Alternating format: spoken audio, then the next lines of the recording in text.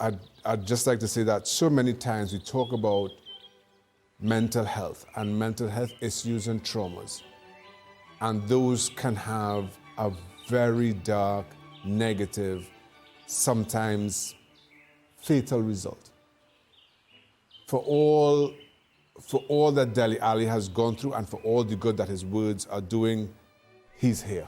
And I think we also have to be thankful for that.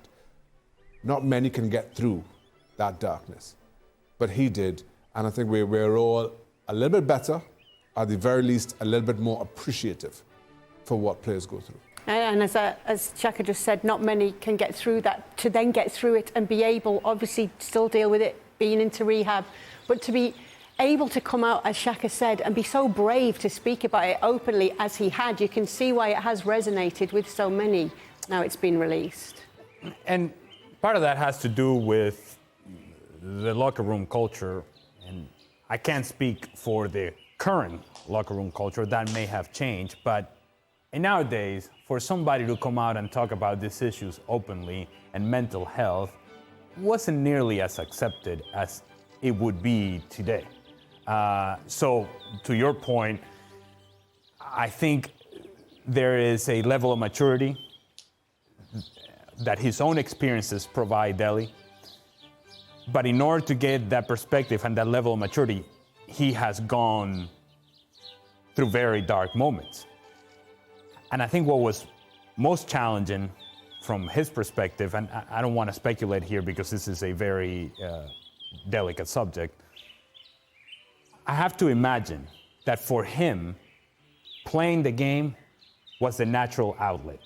That while the life around the game or his personal life was dark, and there were some traumas early on in his life, playing the game was a safe haven, a safe place, a natural outlet where he had freedom of expression, where he had freedom of ideas, where he could control the outcome.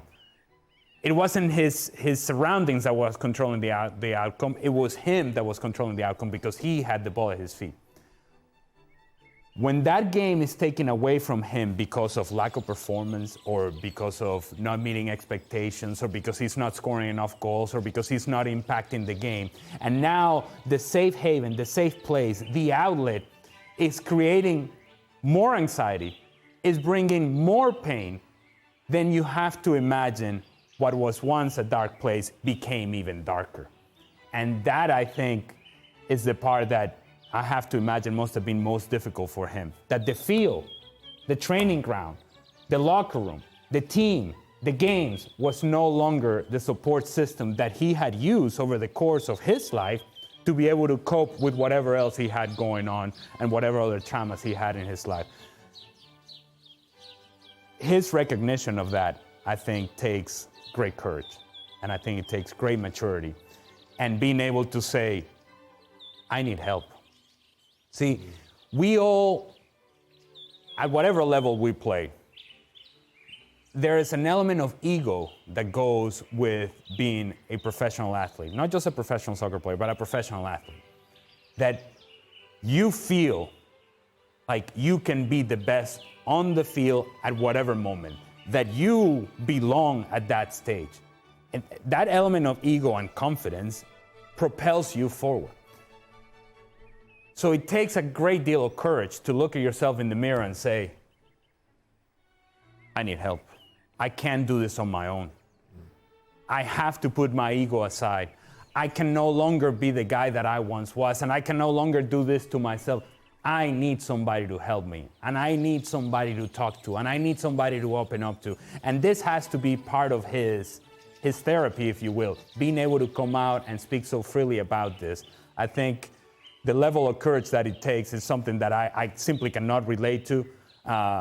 It's amazing for him to be able to speak so freely and so openly about this. It's amazing that he has had the stage to be able to do this, and I echo Shaka's point, the impact that he's having.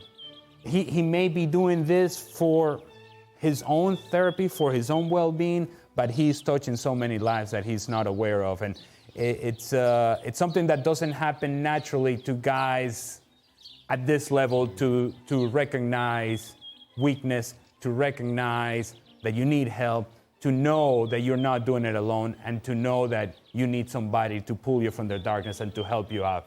To take that step takes courage, and to do what he's doing now takes courage as well.